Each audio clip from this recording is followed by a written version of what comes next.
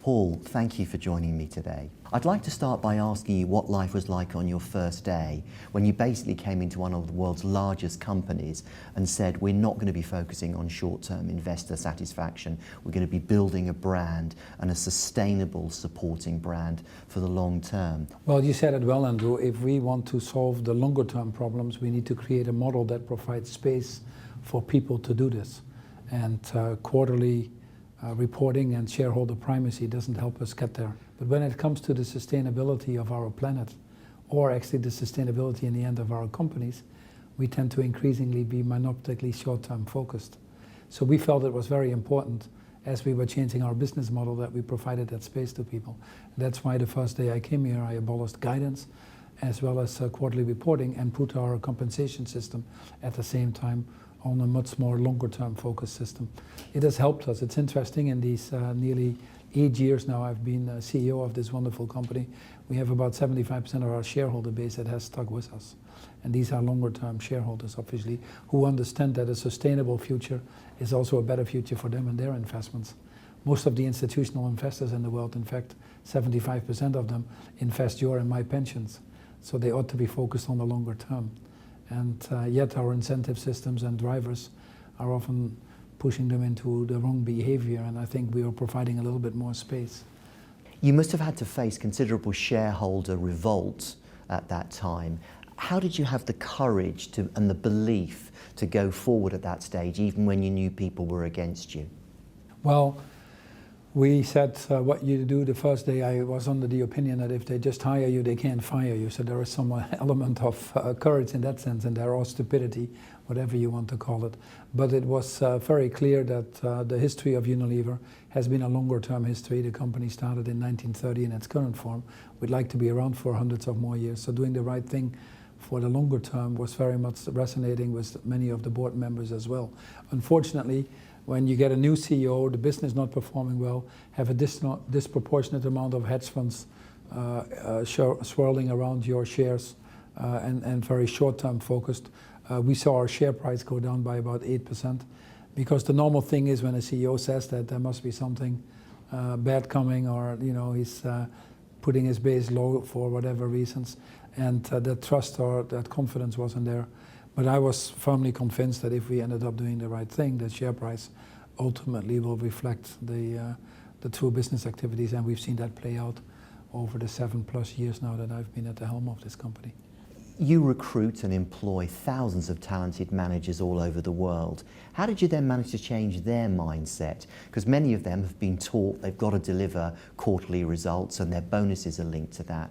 How did you train and teach your staff to really care about and understand sustainability issues?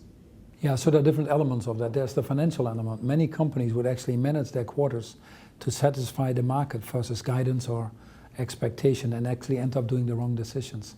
I was reading a recent Forbes study that about 75% of the US CFOs would postpone the right NPV positive decisions if it would negatively affect their quarter versus market expectation. So it's not surprising that the average length of a publicly traded company in the US is only 17 years.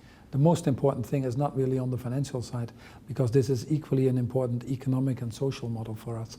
We really look at all of the stakeholders and not just our shareholders. And the energy you get in the organization is by driving this purpose higher than just the bottom line. Our model talks about increasing our social impact, decoupling our growth from environmental impact, and getting involved in some major areas where we can drive transformative changes. And that's obviously where most of our people get their motivation from.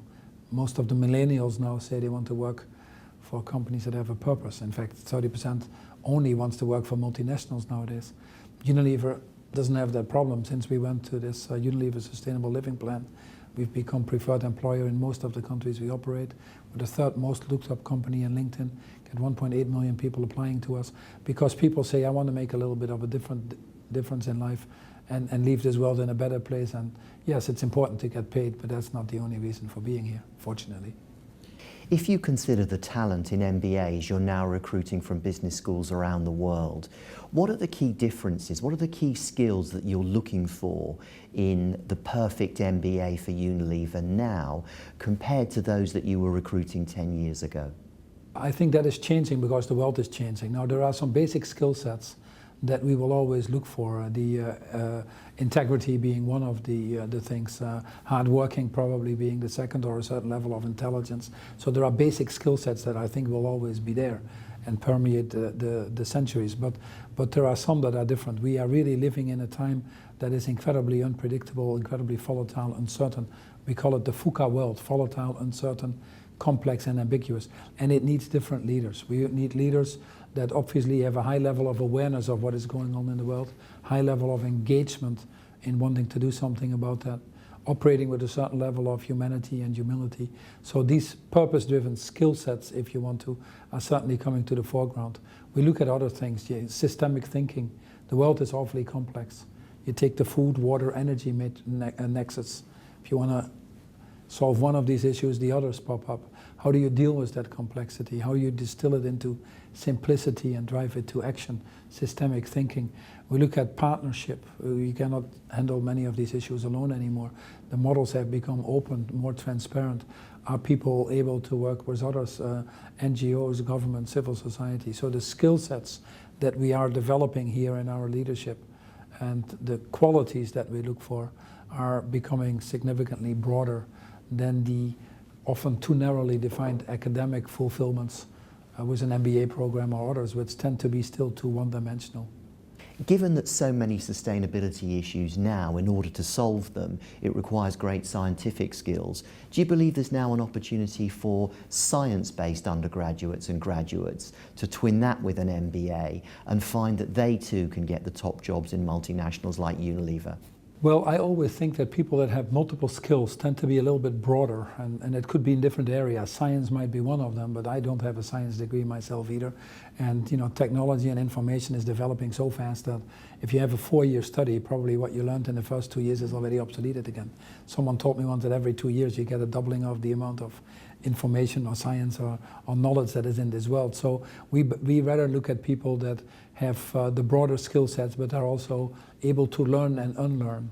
And obviously we need people with that knowledge in some of our areas. If you would be in procurement or in R&D, you do need a certain skill set versus if you are in marketing or in sales, you might need another skill set.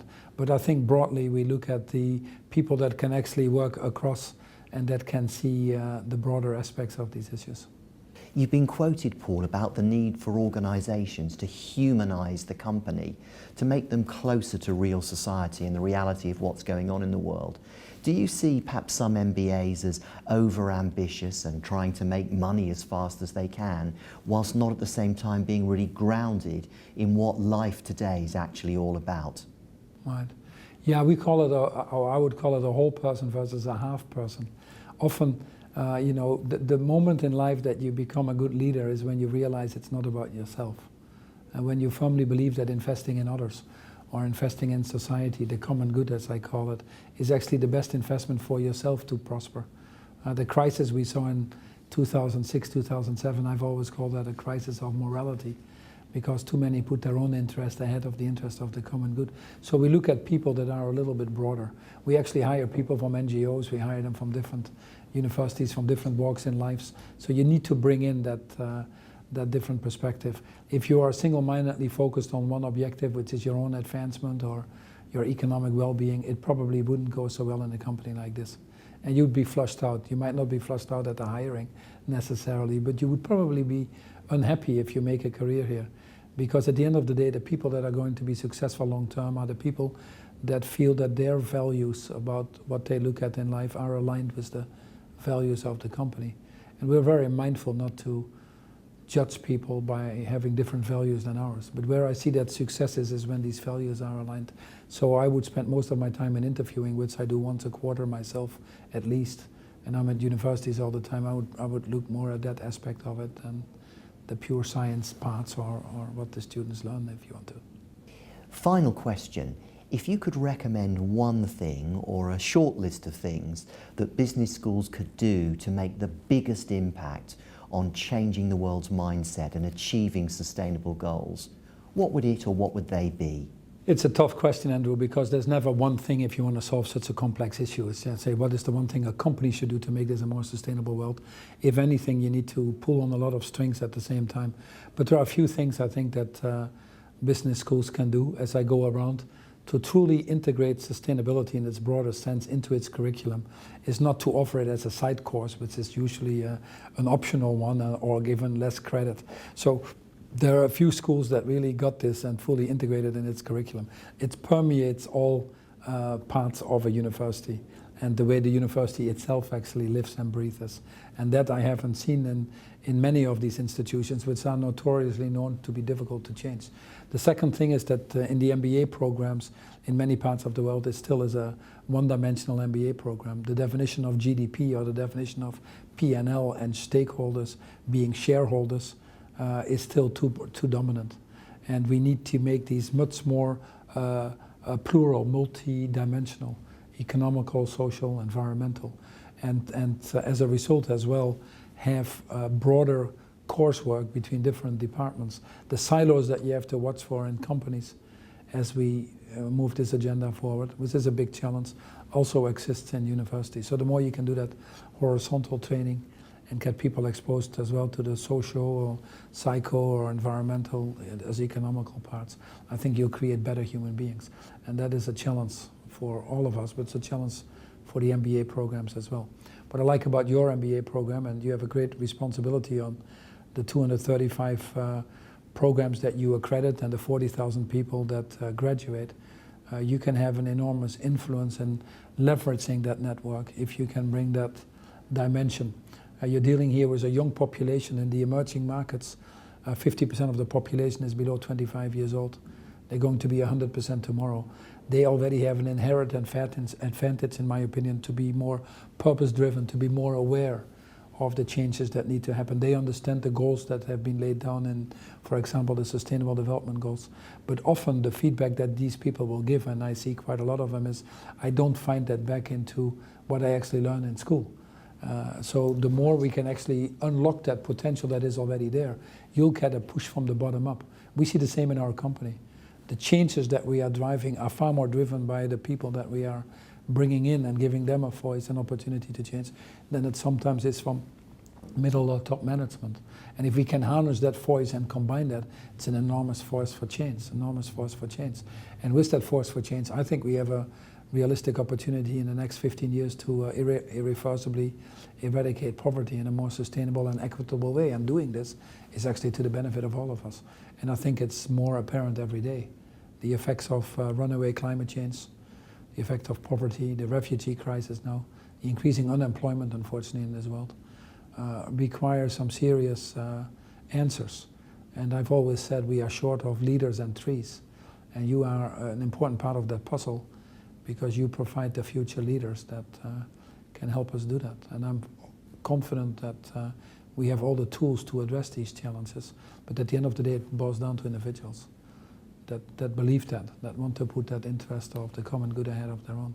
And that's really why the institutions that you're associated with and leading are so important.